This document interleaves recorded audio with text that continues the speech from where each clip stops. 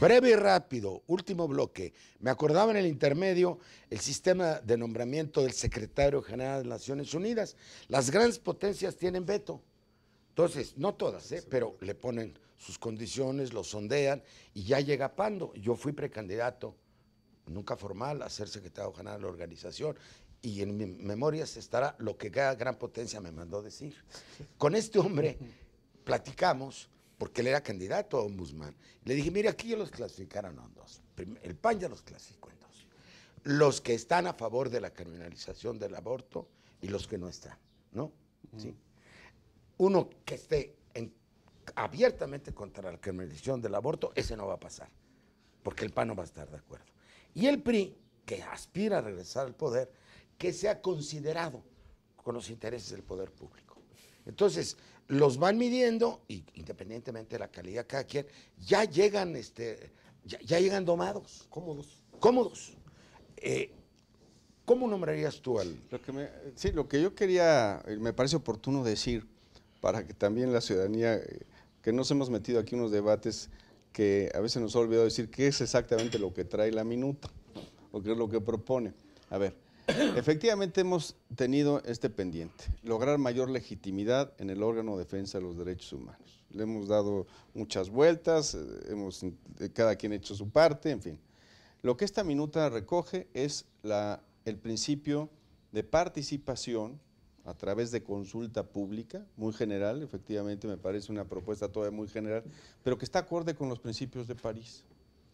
Que el ombudsman no sea una decisión que solamente se tome al interior, su designación, de una Cámara, en este caso la Cámara de Senadores, sino que tenga una vinculación con una participación social. Pero ¿estarías de acuerdo a que el presidente de la comisión fuera nombrado por el propio Consejo? El problema sería mucho mejor. Bueno, como al rector lo nombra la Junta de Gobierno. Pienso que sigue siendo cómo lograr la legitimidad del Consejo. O sea, el problema es antes. Si efectivamente tenemos un Consejo con legitimidad, su designación acarreará la misma legitimidad. Si no, no. De hecho, la propia minuta trae eso, consulta pública para el Consejo, consulta pública para el presidente de la Nacional y para todos los presidentes de las comisiones estatales. No está terminado, requerirá de la ley que define exactamente qué es eso de la consulta pública, porque el anterior proceso fue un proceso que tuvo ventajas en cuanto a la transparencia, pero que no ganó en esa parte de fondo, en esa vinculatoriedad social. Una opinión de cada uno, por favor, sobre este tema que es vital.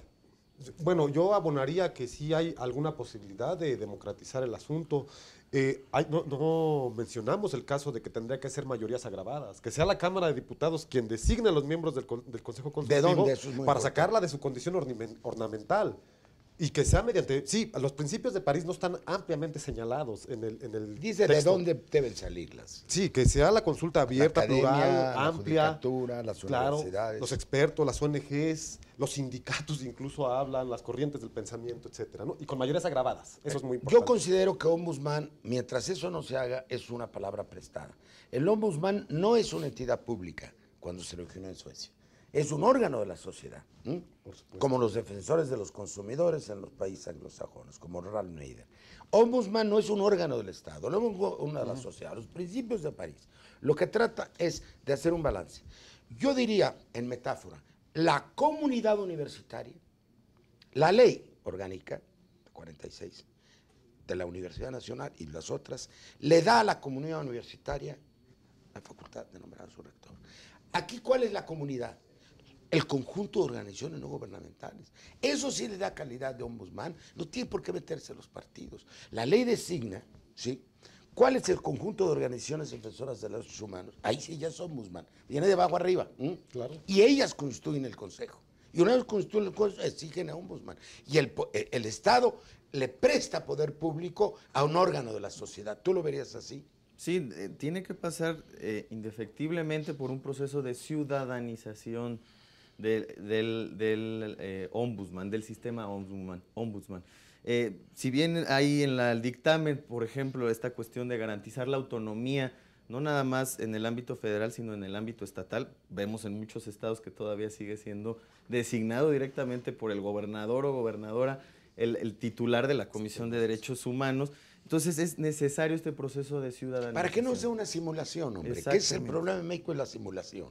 Y de fuero militar, ¿qué me dirían? De fuero militar que hay que modificar, parece ser que tendríamos que explorar muy ampliamente el tema.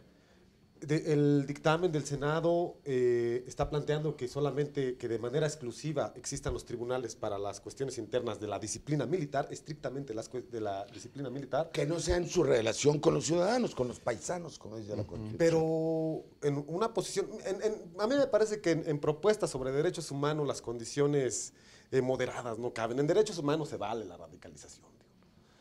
Lo creo con convicción. Y en ese sentido tendremos que pensar, el ejército está ahorita señalado, en 5 años lleva alrededor de 7,000 quejas. Violaciones graves a los derechos humanos. Hay que mandar a los militares a sus cuarteles. Y a lo mejor hay que plantear que en tiempo de paz no subsista el fuero de guerra. Si es fuero de guerra, que subsista solo en tiempo de guerra. Eso es muy importante. Hay que plantearlo por Porque ahí. el hay que entrarle arreglo por ahí. después de la revolución es, bueno, tú te vas a los cuarteles, pero ahí eso es lo que quieres, ahí yo no me meto. Ahí tú tienes tus tribunales militares y se pelean. Era una especie de feudalidad, fueros y privilegios. Y ahora ya están en la vida civil, yo creo que es buena idea. No subsiste el fuero militar en tiempos de paz. Esa es una gran fórmula. ¿Tú eres de acuerdo? El tema del fuero militar es un tema de derechos humanos muy sensible, sobre todo cara a la impunidad. Es donde más efectos, más impactos tiene. Y eso está comprobado en otros países, en las resoluciones de los organismos internacionales. La Corte Interamericana ha sido muy clara en eso.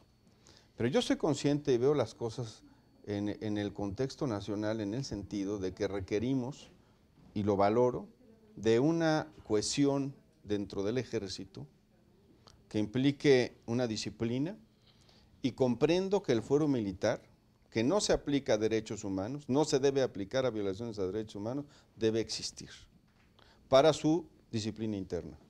Eso sí lo veo claro. Que se aplique a derechos humanos, eso me parece contraproducente para el ambiente de impunidad en el que nos encontramos. Esta reforma no toca ese tema, no lo toca directamente, lo toca indirectamente. Porque al incorporar los principios de los tratados internacionales, evidentemente los criterios con los que las autoridades van a juzgar van a tener que ser diferentes.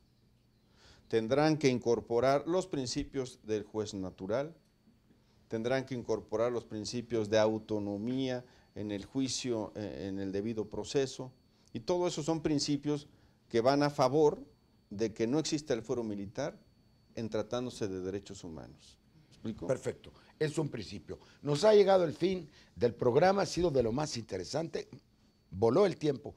Una palabra más de cada uno de ustedes, un último mensaje, y si quieres decir algo para que no se quede nada en el tintero. ¿Tú qué dirías al final?